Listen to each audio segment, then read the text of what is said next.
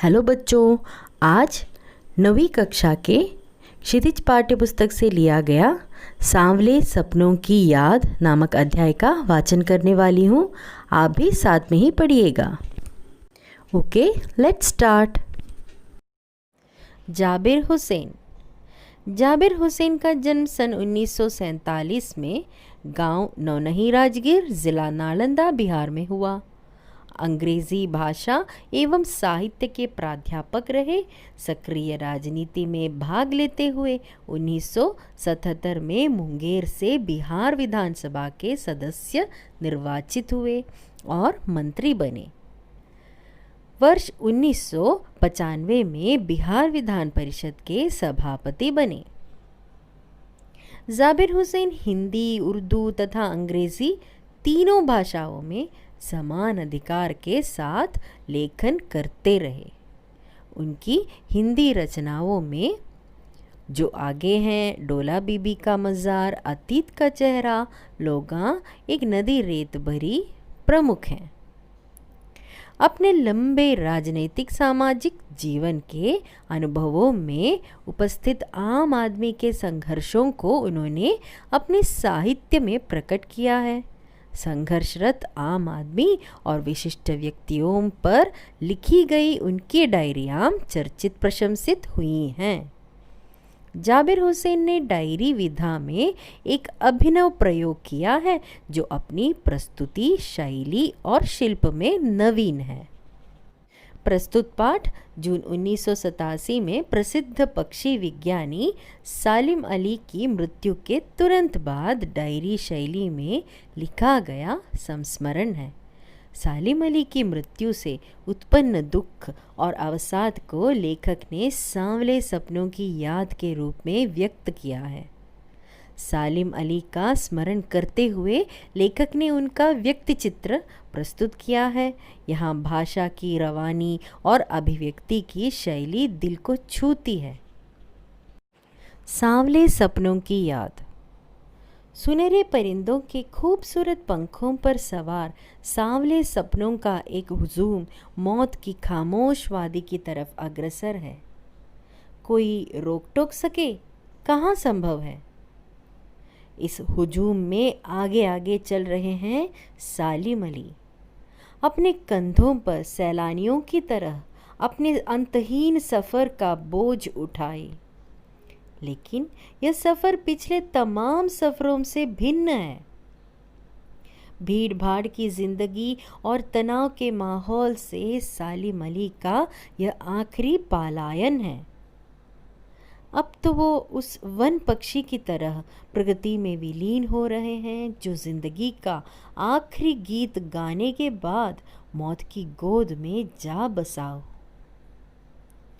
कोई अपने जिस्म की हरारत और दिल की धड़कन देखकर भी उसे लौटाना चाहे तो वह पक्षी अपने सपनों के गीत दोबारा कैसे गा सकेगा। मुझे नहीं लगता कोई सोए हुए पक्षी को जगाना चाहेगा। वर्षों पूर्व खुद सलीम अली ने कहा था कि लोग पक्षियों को आदमी की नज़र से देखना चाहते हैं। यह उनकी भूल है। ठीक उसी तरह जैसे जंगलों और पहाड़ों, झरनों और आबशारों को वो प्रकृति की नज़र से नहीं, आदमी की नज़र से देखने को उत्सुक रहते हैं। भला कोई आदमी अपने कानों से पक्षियों की आवाज़ का मधुर संगीत सुनकर अपने भीतर रोमांच का सोता फूटता महसूस कर सकता है? एहसास की ऐसी ही एक ऊबड़ खाबड़ ज़मीन पर जन्मे मिथक का नाम है सालिम अली।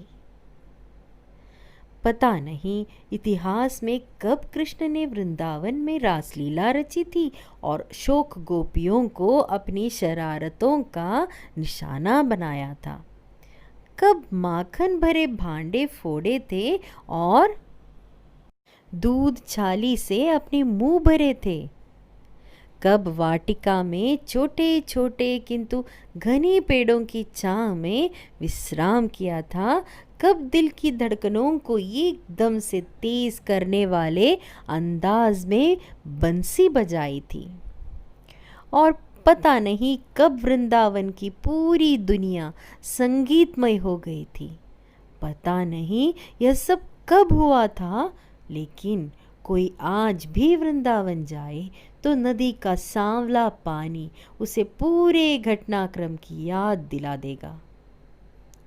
हर सुबह सूरज निकलने से पहले जब पतली गलियों से उत्साह भरी भीड़ नदी की ओर बढ़ती है तो लगता है जैसे उस भीड़ को चीरकर अचानक कोई सामने आएगा और बंसी की आवाज़ पर सब किसी के कदम थम जाएंगे।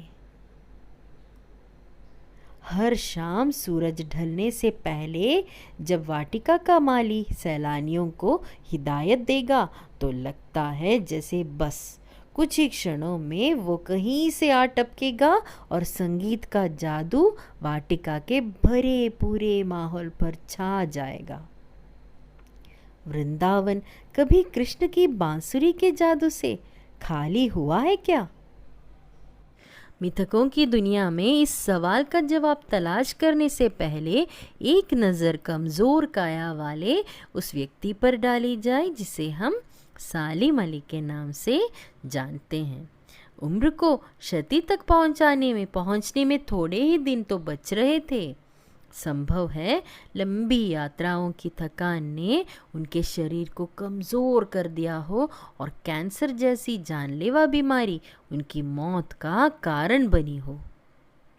लेकिन अंतिम समय तक मौत उनकी आंखों से वह रोशनी छीनने में सफल नहीं हुई जो पक्षियों की तलाश और उनकी हिफाजत के प्रति समर्पित थे। सालिम अली की आंखों पर चढ़ी दूरबीन उनकी मौत के बाद ही तो उतरी थी। उन जैसा बर्ड वॉचर शायद ही कोई हुआ हो, लेकिन एकांत क्षणों में सालिम अली बिना दूरबीन भी देखे गए हैं। दूर क्षितिज तक फैली जमीन और झुके आसमान को छूने वाली उनकी नजरों में कुछ कुछ वैसा ही जादू था जो प्रकृति को अपने घेरे में बांध लेता था। सालिम अली उन लोगों में थे जो प्रकृति के प्रभाव में आने की बजाय प्रकृति को अपने प्रभाव में लाने के कायल होते हैं। उनके लिए प्रकृति में हर तरफ एक हंसती खेलती रहस्य भरी दुनिया पसरी थी। यह दुनिया उन्होंने बड़ी मेहनत से अपने लिए गढ़ी थी। इसके गड्ढे में उनकी जीवन साथी तहमीना ने काफ़ी मदद पहुंचाई थी। तहमीना स्कूल के दिनों में उनकी सहपाठी रही थी। अपने लंबे रोमांचकारी जीवन में ढेर सारे अनुभवों के मालिक सालिम अली एक दिन केरल की साइलेंट वैली को रेगिस्तानी हवा के झोंकों से बचाने का अनुरोध लेकर चौधरी चरण सिंह से मिले थे। वे प्रधानमंत्री थे। चौधरी साहब गांव की मिट्टी पर पड़ने वाली पानी की पहली बूंद का असर जानने वाले नेता थे। पर्यावरण के संभावित खतरों का जो चित्र सालिम अली ने उनके सामने रखा, उसने उनकी आंखें नम कर दी थीं। आज सालिम अली नहीं है, चौधरी साहब भी नहीं है।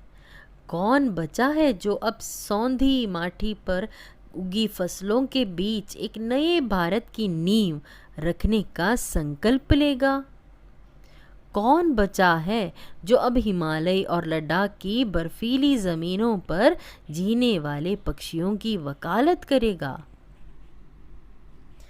सालिम अली ने अपनी आत्मकथा का नाम रखा था फॉल ऑफ ए स्पैरो। मुझे याद आ गया, D.H. लॉरेंस की मौत के बाद लोगों ने उनकी पत्नी फ्रीडा लॉरेंस से अनुरोध किया कि वह अपने पति के बारे में कुछ लिखे।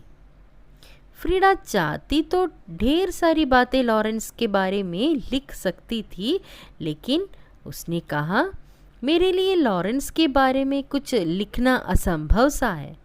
मुझे महसूस होता है मेरी छत पर बैठने वाली गोरैया लॉरेंस के बारे में ढेर सारी बातें जानती है, मुझसे भी ज़्यादा जानती है। वो सचमुच इतना खुला खुला और सादा दिल आदमी था। मुमकिन है लॉरेंस मेरी रगों में, मेरी हड्डियों में समाया हो। लेकिन मेरे लिए कितना कठिन है उसके बारे में अपने अनुभवों को शब्दों का जामा पहनाना। मुझे यकीन है मेरी छत पर बैठी गौरैया उसके बारे में और हम दोनों के ही बारे में मुझसे ज़्यादा जानकारी रखती है। जटिल प्राणियों के लिए सालिम अली हमेशा एक पहेली बने रहेंगे। बचपन के दिनों में उनकी एयरगन से घायल होकर गिरने वाली नीलेकंठ की वह गौरैया सारी जिंदगी उन्हें खोज के नए नए रास्तों की तरफ ले जाती रही। जिंदगी की ऊंचाइयों में उनका विश्वास एक क्षण के लिए भी डिगा नहीं। वो लॉरेंस की तरह नैसर्गिक जिंदगी का प्रतिरूप बन गए थे। सालिम अली प्रगति की दुनिया में एक टापू बनने की बजाय अथाह सागर बनकर उभरे थे। जो लोग उनके भ्रमणशील स्वभाव और उनकी यायावरी से परिचित हैं, उन्हें महसूस होता है कि वो आज भी पक्षियों के सुराग में ही निकले हैं और बस अभी गले में लंबी दूरबीन लटकाए अपने खोजपूर्ण नतीजों के साथ लौट आएंगे। जब तक वो नहीं लौटते, क्या उन्हें गया हुआ मान लिया जाए? मेरी आंखें नम हैं। सालिम अली, तुम लौटोगे ना?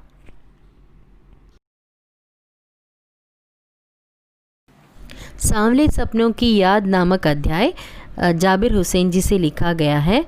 ये उन्होंने एक डायरी के रूप में लिखा है और एक संस्मरण है।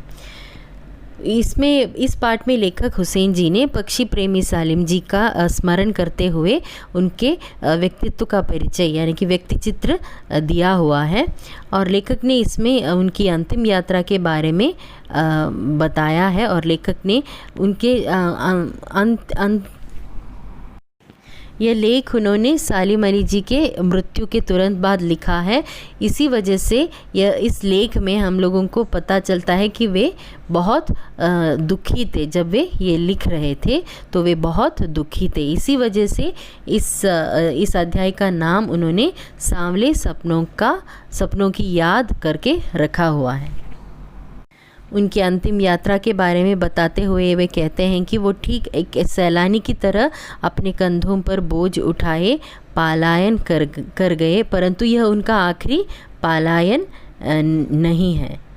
यानी वो मृत्यु को प्राप्त हो गए हैं। वो प्रकृति में ठीक उस पक्षी की तरह विलीन हो गए हैं जो आखिरी गीत गाने के बाद मौत की गोद में जा बसी हो।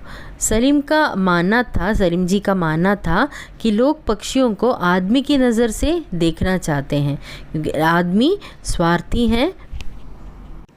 उसी वजह से मनुष्य कभी भी प्रकृति या पक्षियों को समझ नहीं पाया है, मतलब उनके भावनाओं को वो समझ नहीं पाया है, क्योंकि वो स्वार्थी है और वो अपने ही नज़र से प्रकृति या पक्षियों को देखना चाहता है। लेखक ने वृंदावन का जिक्र करते हुए कहा है कि भले ही कृष्ण के बचपन की शरारतों को किसी ने नहीं देखा हो या उनकी रासलीला नहीं देखी हो, कब उन्होंने घने पेड़ की छाहों में विश्राम किया नहीं देखा हो और कब उन्होंने बांसुरी बजाई, यह कोई नहीं जानता। पर आज भी कोई वृंदावन जाकर नदी के सांवले पानी को देखता है तो वह कृष्ण की याद दिलाता है। आज भी वृंदावन कृष्ण की बांसुरी के जादू से खाली नहीं हुआ है। उसी तरह सालिम अली को भी पक्षी प्रेमी के रूप में हर दम याद किया जाएगा। सालिम अली ने बहुत भ्रमण किया था तथा उनकी उम्र 100 वर्ष की हो रही थी, अतः उनका शरीर दुर्बल हो गया था और मुख्यतः वे यात्रा करते करते थक चुके थे, किंतु इस उम्र में भी उनके अंदर पक्षियों को खोजने का जुनून सवार था। दूरबीन उनकी आंखों पर या गर्दन में पड़ी ही रहती थी तथा उनकी नज़र दूर दूर तक फैले प्रकाश आकाश में पक्षियों को ढूंढती रहती थी। उन्हें प्रकृति में एक हंसता खेलता सुंदर सलोना संसार दिखाई देता था। लेखक बताते हैं कि सुंदर रहस्यमयी दुनिया को उन्होंने बड़े परिश्रम से बनाया था। इसके बनाने में उनकी पत्नी तहमीना का भी योगदान था। सालिम अली केरल की साइलेंट वैली को रेगिस्तान के झोंकों से बचाना चाहते थे।